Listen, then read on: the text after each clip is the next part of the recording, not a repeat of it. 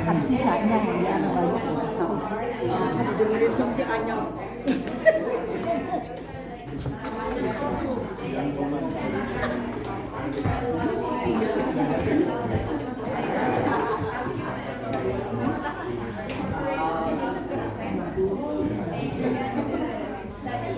Ya, udah. Oke.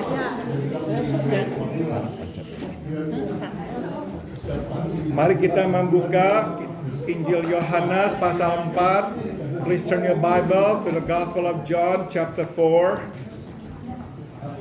Injil Yohanes pasal 4, the Gospel of John chapter 4.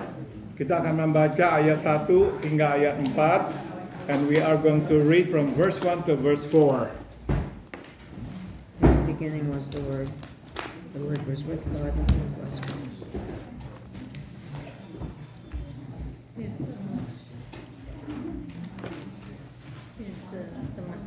He was in the beginning with God.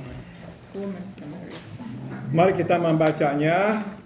1, 2, 3. Ketika Tuhan Yesus mengetahui bahwa orang-orang Farisi telah mendengar bahwa ia memperoleh dan membaptis murid lebih banyak daripada Yohanes, meskipun Yesus sendiri tidak membaptis melainkan murid-muridnya, ia pun meninggalkan Yudea dan kembali lagi ke Galilea. Ia harus melintasi daerah Samaria. In English, the Pharisees heard that Jesus was gaining and baptizing more disciples than John, although in fact it was not Jesus who baptized but his disciples. When the Lord learned of this, he left Judea and went back once more to Galilee. Now he had to go through Samaria. Mari kita berdoa, let us pray. Kami datang kepadamu, berterima kasih kami boleh membaca firman-Mu yang suci ini. We give you thanks, O Heavenly Father, for allowing us to come to you and to read your holy word. Berbicaralah, kami siap untuk mendengarkan-Mu. So we pray, please speak. We are ready to listen to you.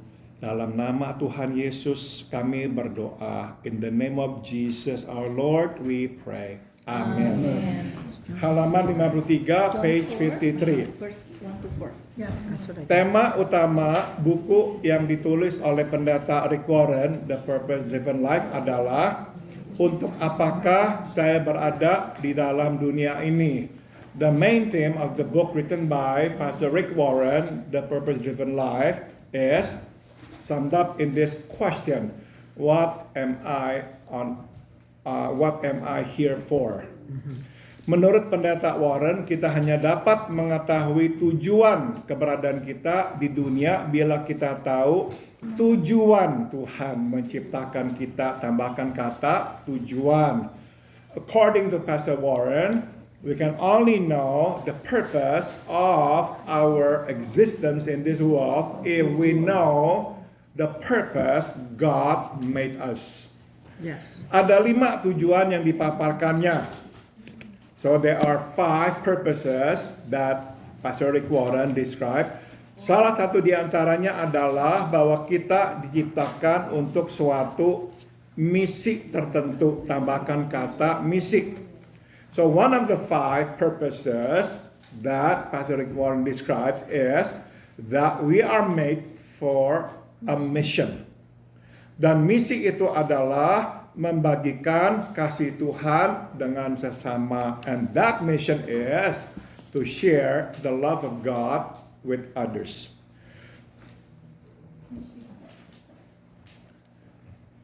Yesus anak tunggal Allah datang ke dunia mengemban misi menyelamatkan manusia dari hukuman dosa. Tambahkan kata menyelamatkan.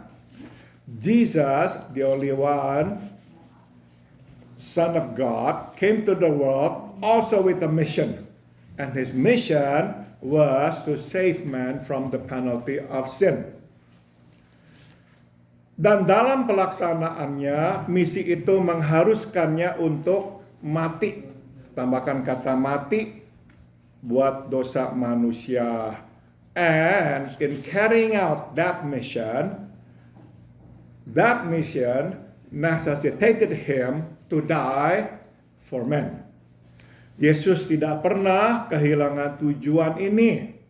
And Jesus never lost sight of this purpose. Segala yang dilakukannya seturut dan untuk menggenapi, tambahkan kata menggenapi misi kedatangannya. So everything that he did was in accordance to and in order to fulfill the mission of his coming. Itu sebab sewaktu ia menjadi begitu populer sehingga menarik perhatian orang Farisi, ia pun memutuskan untuk pergi, tambahkan kata pergi, meninggalkan Yudea. That is the reason when he became very popular to the point that he attracted the attention of the Pharisees, he decided to leave Judea. Kembali ke Galilea, kampung halamannya yang jauh dari Yerusalem, jauh dari pantauan para pemuka agama. He decided to return to Galilee, his hometown, far away from Jerusalem, far away from the eyes of the religious leaders. Ia tahu bila ia terus bertahan di Yudea, dia tidak akan dapat menyelesaikan, tambahkan menyelesaikan misi kedatangannya. He knew if he remained in Judea, he would not be able to finish the mission of his coming. Sebab besar kemungkinan ia akan segera ditangkap dan dibunuh sebelum, tambahkan kata sebelum waktu yang ditentukan Bapa di surga. Because most likely he would have been arrested and killed before the time set by his heavenly Father.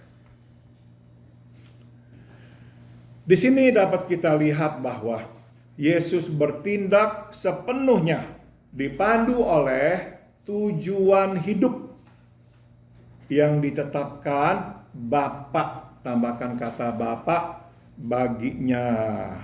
So here we can see that his actions were fully controlled by the purpose of life set by his heavenly Father for him. Dia tidak bergerak sesuai angin desakan dan kebutuhan manusia, tambahkan kata manusia. He did not act based on the needs of men. Dia bergerak seturut misi hidupnya. Hingga akhir ia bergeming. He only moved in accordance with the mission of his life. To the end, he stood firm. Saudara, saya masih ingat, saya mungkin pernah cerita kepada saudara sedikit cerita tentang Billy Graham. Perhaps I've shared this story with you about Billy Graham. Di tengah-tengah kepopulerannya, ada partai yang meminta dia untuk menjadi calon presiden Amerika Serikat. So in the midst of his popularity, there was this political party that actually wanted to nominate him to be a presidential candidate. Nah, dia kemudian bercerita dengan istrinya Ruth. Ada partai yang mau mencalonkan saya sebagai calon presiden. So he shared this news with his wife Ruth. You see, Ruth, there's this party that asked me to be the candidate, the presidential candidate for their party. What do you think? Dan istrinya berkata, I don't think that's a good idea. So Billy Graham said, why do you think it's not a good idea? Because I don't think Americans are ready for a divorced president. So he asked, what do you mean? I'm not divorced, I'm still married to you. If I became president, I would still be married to you. Oh no, the moment you became a president, I would divorce you. Because that's not your calling. That's not your calling. She added something. She believed in murder, not divorce. Yes, right on. Nah, jadi saudara-saudara, apapun yang Billy Graham lakukan, seturut dengan misi pelayanannya. Sampai akhir hidupnya, dia tidak pernah menyimpang ke kiri ke kanan, dia tetap adalah sebagai pemerintah Injil. As we all know, till the end of his life, Billy Graham stayed true to his calling. He was an evangelist until the end. All that he did, only to confirm and to fulfill this calling. Nah, maka saudara, kita juga mesti menyadari ya apa yang Tuhan letakkan, taruh dalam hati kita dalam hidup ini. Kemudian laksanakanlah. So we too must know what it is that God has placed in our hearts. What it is that He wants us to do for Him. And just do it faithfully until the end. That's all. Sambung. Kalau Pastor Paul mau dipilih jadi presiden, nanti divorce. Pasti. Pasti. Yeah. What Yeah. did she say? Somebody asked if somebody wanted to nominate me to be the president of the United States, would Santi divorce me? I said absolutely.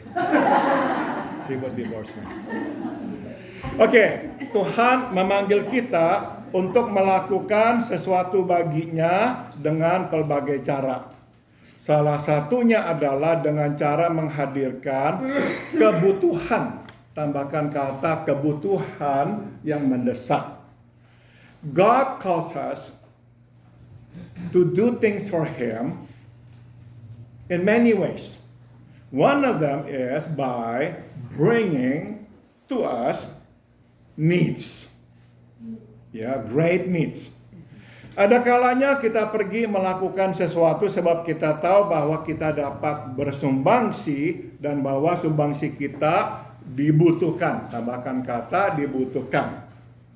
So there are times in which we do something because we know we can contribute something. And that our contribution is needed. Jadi kadang-kala saudara, kita tahu ini bukan sebetulnya karunia utama kita, tapi karena ada kebutuhan, ya udah kita kerjakan. So sometimes we know that this is not actually our primary calling, our primary gift, but because there are needs, pressing needs, and we must do something, and we are in the position in which we can do something, so just do it, even though it is not our primary calling. Namun ini bukanlah satu-satunya cara Tuhan memanggil, yang mempunyai banyak cara. But what we need to keep in mind is that it is not the only way God uses to call us to do something for Him. He has many other ways. Terpenting adalah kita tahu bahwa kita melakukannya karena inilah kehendak Tuhan bagi kita. What's important is that we know that we do it because it is the will of God for us right now. Lewat doa dan orang di sekitar, bahkan melalui apa yang kita alami, kita menerima konfirmasi dari Tuhan. Tambahkan kata konfirmasi. So, what's important is that we know it is the will of God for us to do it. So through prayer, through people around us, through what we experience, we receive confirmation from the Lord that this is what His will is for us. This is what He wants us to do. Nah, namun ada satu kriteria yang tidak boleh kita gunakan untuk memastikan kehendak Tuhan bagi kita untuk berbuat sesuatu, yaitu popularitas. Tambahkan kata popularitas.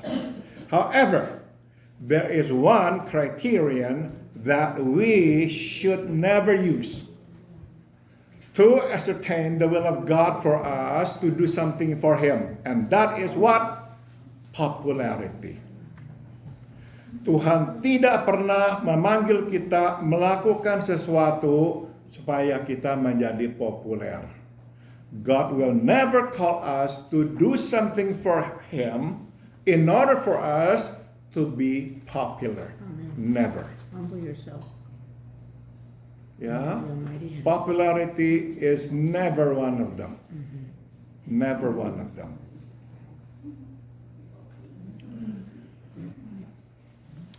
Because it goes against the scripture. I'm sorry? It goes against the scripture. Amin.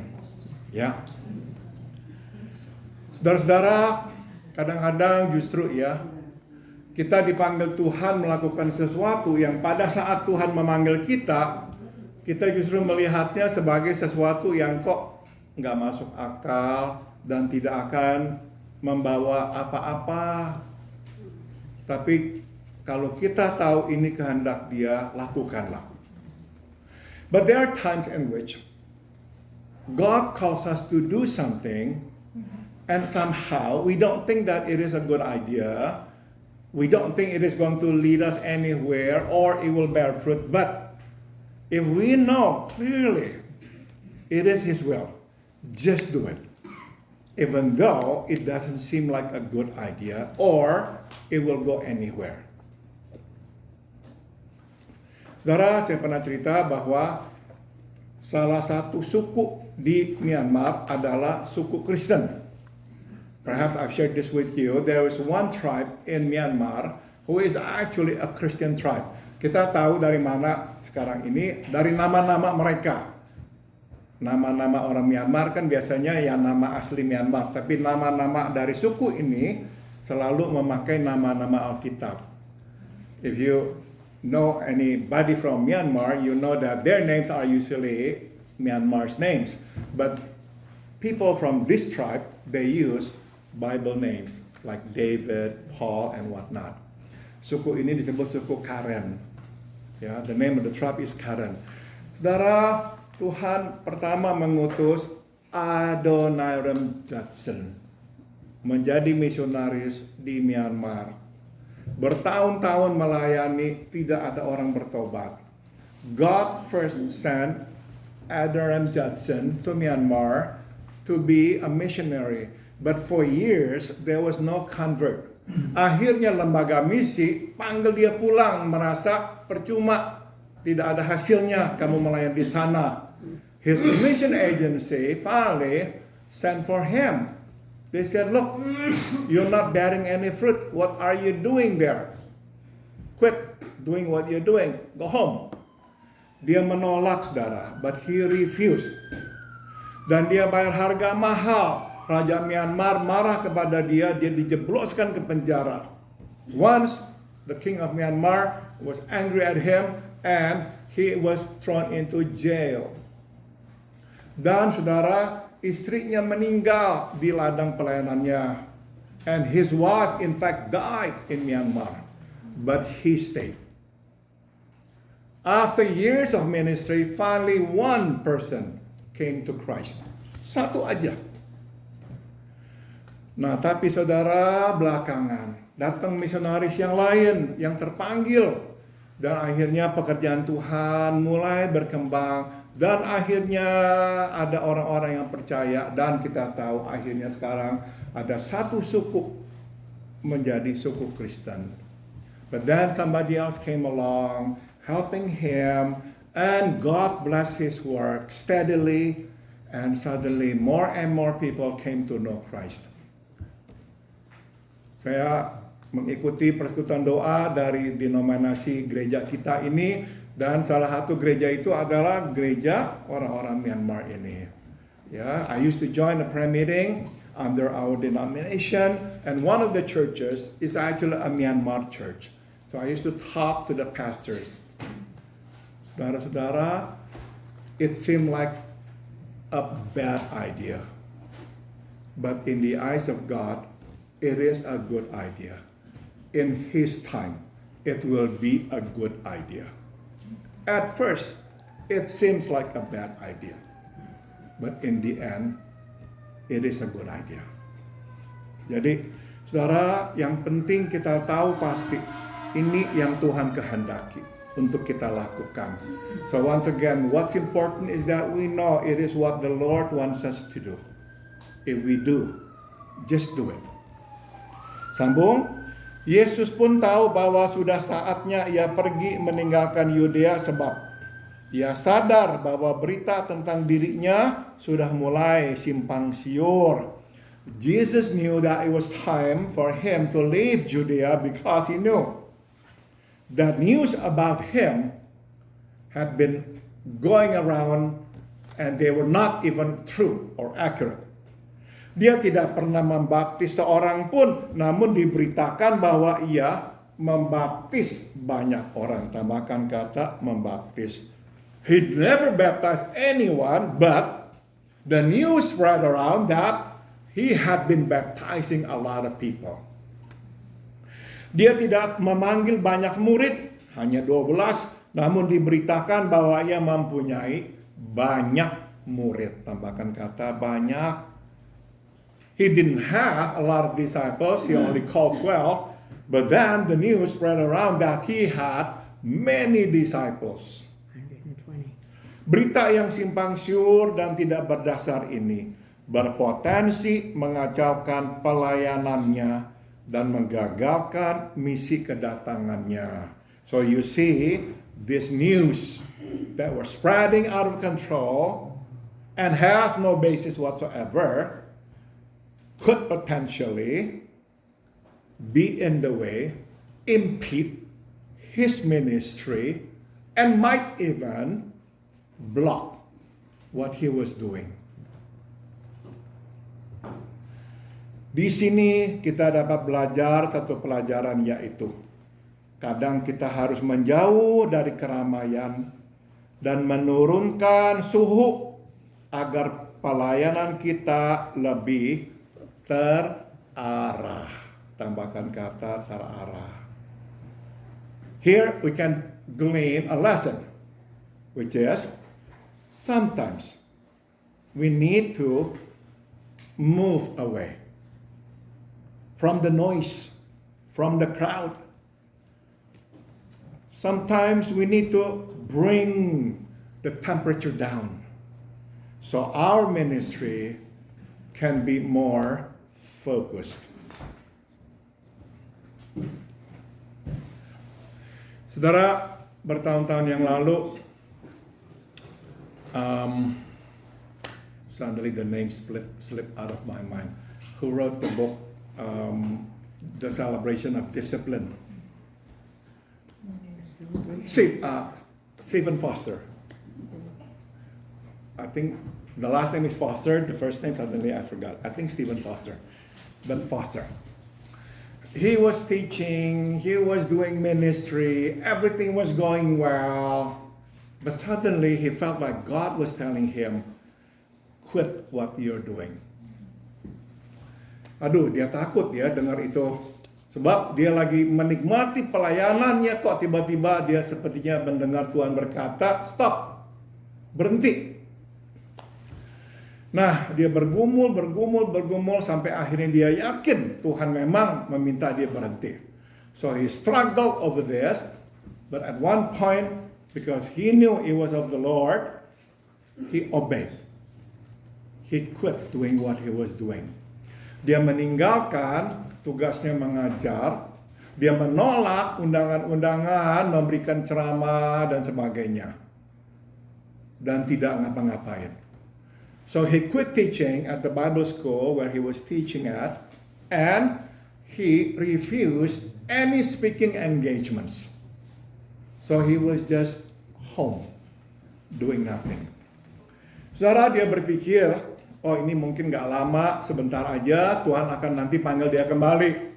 He thought it would be just a temporary, a short stint that he had to be quiet. Tapi dia terus menunggu Tuhan berkata, waktunya kembali. Tidak ada suara itu. So he kept waiting and waiting for the Lord to tell him, now it's time for you to return to what you were doing. But that voice never came. Dan akhirnya berlangsung lama. Saya tidak ingat berapa lama. So it lasted for a long time. Tapi melewati masa itu, Tuhan mengajar dia satu hal. Bukan bergantung pada berkat Tuhan. Bukan bergantung pada suara Tuhan. Tapi bergantung pada Tuhan sendiri. So through that experience, he learned this. Not to depend on the blessings of God. Not to depend on the voice of God, but to depend on the Lord Himself. Period. The Lord said, whether you turn to the right or to the left, that you will hear in your heart a tug. This is the way. Walk in it. Amen. And he waited for that. He waited for that. Finally, that day came. The voice of the Lord came to him. Now it's time for you to return. Dari pengalaman itu, dia menulis buku doa, prayer, finding hearts through home. Buku itu menjadi berkat besar buat banyak orang, terutama buat saya. That book became a blessing to many people. Prayer, finding heart through home. Dari buku itu dia membukakan, dia mengajarkan apa yang dia mesti lewati. Ya, through that book he shared what he learned from the Lord. Dan dia belajar, ternyata kita ini sebetulnya nih ya, ikut Tuhan sangat bergantung pada berkat-berkat Tuhan loh. Sehingga kalau berkat itu berhenti, kita panik. So through that journey, he learned, and I think we should also learn how dependent we are actually on the blessings of God. So when the blessings are stopped, we get so panicky. We lose sight. We got so scared. But that's the time God says, you depend on me. Come to me. Do not hold my blessings. Instead, hold me. Sambung. Jangan sampai kita menjadi pecandu pelayanan yang makin hari makin ketagihan pelayanan. Tambahkan kata pelayanan. So here's something that we might want to take away with. Do not become ministry addicts. No. Do not become ministry addicts. As good as ministry is, we should not become an addict. We don't depend on ministry. We depend on God who gives us the ministry. Mari kita akhiri. Let's conclude. Yesus mempunyai dua jalur pergi ke Galilea. Jalur cepat melalui Samaria. Jalur lambat, tambahkan kata lambat, menghindari Samaria. Jesus has two ways to go to Galilee, the northern part of Israel. The quickest way through Samaria, the slow way through or avoiding Samaria. Orang Yahudi selalu menempuh jalur lambat sebab mereka tidak mau, tambahkan kata mau, masuk ke wilayah Samaria. You see, the Jews always chose the slow way, the slow route, because they did not want to enter and pass through Samaria. Kenapa? Tempat ini penuh orang campuran, baik campuran secara etnis maupun religius. Why? Because Samaria was full of mixed people, mixed races, mixed religion. Orang Samaria adalah penduduk yang didatangkan oleh kerajaan Asyur dari bangsa di sekitar Israel. You see, the Samaritans were actually people that the Assyrians brought in from the nations around Israel. So they were not actually pure Jews. I was going to say that the Samaritans actually came from the incest of Lot. When his daughters, Yeah. One said- of the nations, yes, the Moabites, Yeah. Ammonites, you're right. So they're not pure Jews. correct, That's why the Jews looked down on them right, and rejected them. right. Nah, saudara, itu sebab orang Yahudi tidak menyukai dan memandang mereka najis. Tambahkan kata najis. That's the reason the Jews dislike them, look down on them, and they look at the Samaritans as being unclean, impure. Tapi Alkitab berkata, Yesus harus melintasi Samaria. But the Bible says here, now he had to go through Samaria. He had to. He must. Bukannya harus secara geografis, tetapi spiritual. Tambahkan kata spiritual. He had to, not geographically speaking, but spiritually speaking. He had to. Because there was a spiritual encounter. Ya, yang mesti ke Samaria karena ia ada janji pertemuan. Tambahkan kata pertemuan dengan seseorang di sana. He had to go through Samaria because he had an appointment Yes, with somebody there. yes, God's appointment. yes, This is such a beautiful story. it is. This is such a beautiful story. Ya, we will study it again next week ya. Oke, saya sudah selesai. Ada yang mau tambah atau bertanya? Silakan. I'm done. Anybody would like to add or